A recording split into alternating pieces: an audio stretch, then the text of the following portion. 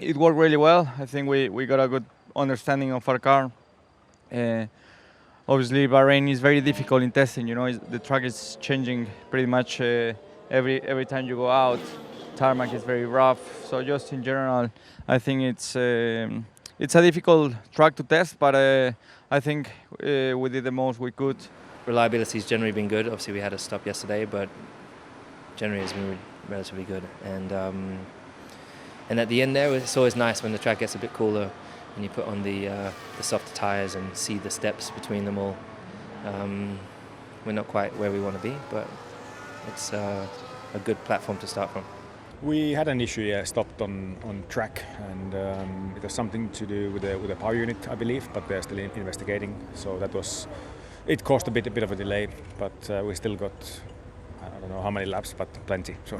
Especially day 3, able to run PM session first time, and I'm pretty happy how I ended up, especially how the quality of my driving and the feedback to the team. So I think it was positive, ended up. So just keep like this momentum in the next week, and hopefully we can achieve a good result there.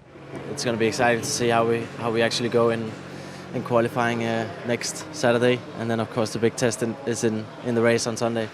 Obviously, it's now go time. We need to make the car as fast as possible for next week, race 1.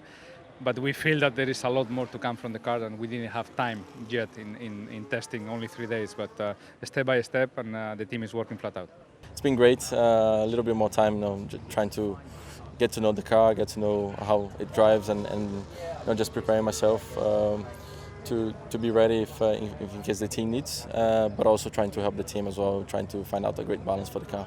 We've had a very good 3 days. We've ticked everything we wanted to tick off, and now it's more just about crunching through the data and seeing what we've got.